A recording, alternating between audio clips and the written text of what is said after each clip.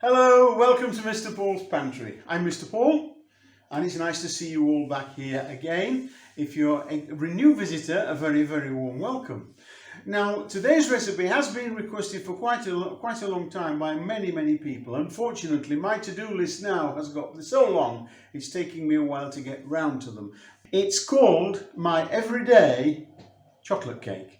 Now, don't get me wrong, it is an everyday chocolate cake. It's not a special super duper chocoholic chocolate cake. It's an ordinary chocolate cake just for a change, okay? Now, you cannot change this recipe by adding melted chocolate to it. Please note, it will not work. This is just a plain, simple chocolate cake. And if you want to put melted chocolate into a cake, then you need to find a different recipe, because change one ingredient and all the other ingredients need adjusting accordingly. That's how baking works, I'm afraid. So here's the ingredients and let's do it.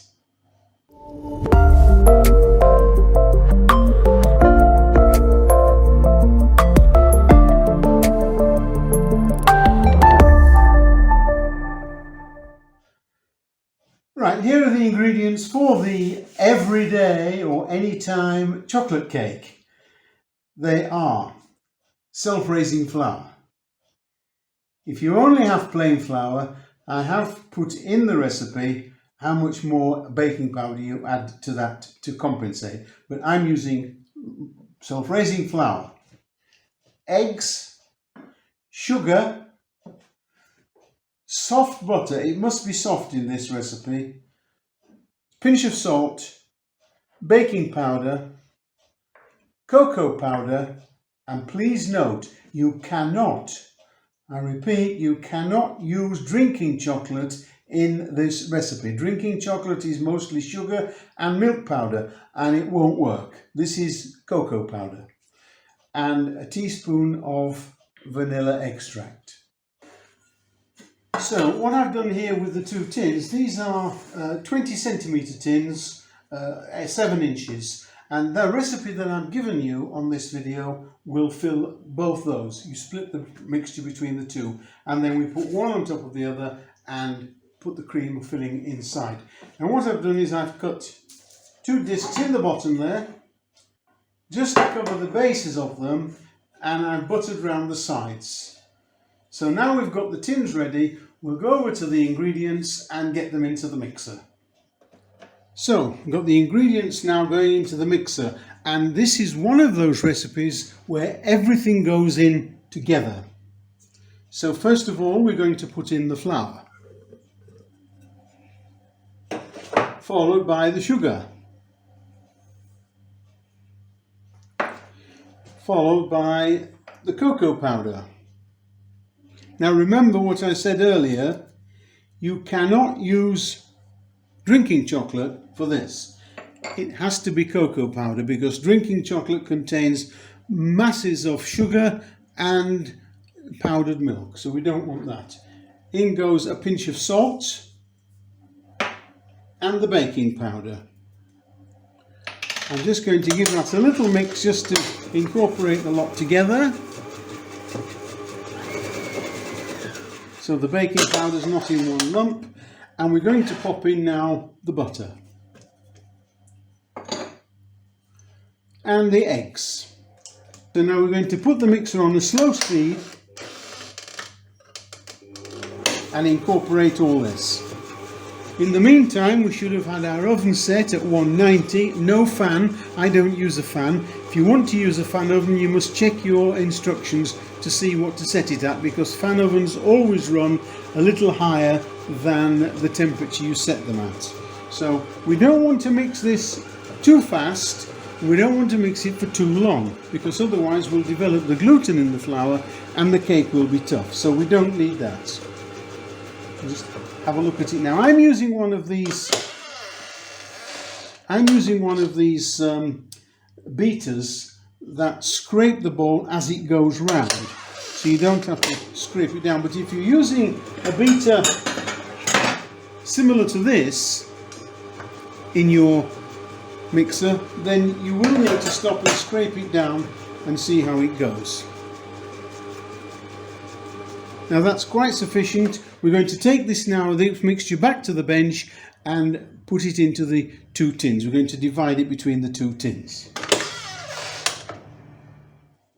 Now what I've done here, I've added all the ingredients up in my recipe and got the weight of it all and divided it by 2. So I'm going to put equal quantities in these. These are now going to go into the oven at 190 for about 25 to 30 minutes. I should check them at about 25 minutes with a skewer and see if it comes out clean. But 25 to 30 minutes at 190. Now remember, I don't use a fan in my oven. If you want to use a fan oven, you'll need to set it at less than 190. I'm not quite sure what your oven works at. Look at the instructions, but it's usually about 20 degrees less. So we'll go in the oven with these and I'll see you when they're done. So here are the 2 cakes, both ready to fill. Now you can either fill it with jam first and then some cream. You can use fresh cream, you can use any kind of jam. I would normally, if I was using jam in this, I'd use some black cherry jam, something like that, and fresh cream. I haven't any fresh cream today. What I've done is I've made some buttercream, which is just icing sugar and butter beaten together with a little vanilla if you want to put it in. It's a nice soft consistency, as you can see, and the recipe for that is underneath the video. Don't worry, it's just the 2 ingredients. So what we're going to do is we're going to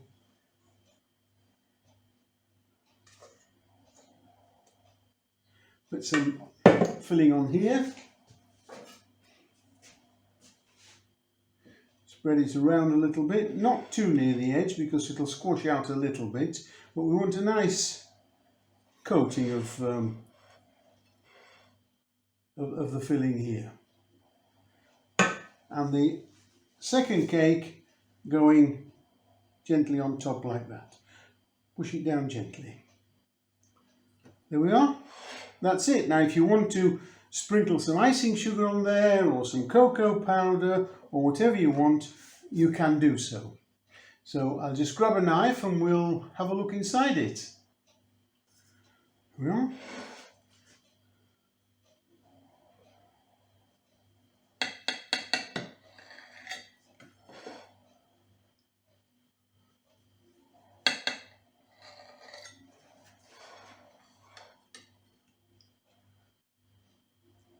And there is our everyday chocolate cake. It's a nice cake with a nice buttercream filling. It's lovely and soft, spongy and not dry at all. So that's all we have time for today. If you'd like to have a go, feel free. If you have any suggestions, comments or questions, leave them underneath the video. I do read them all and I'll try to answer as many as I possibly can. So this is Mr. Paul saying bye for now and I'll see you next time.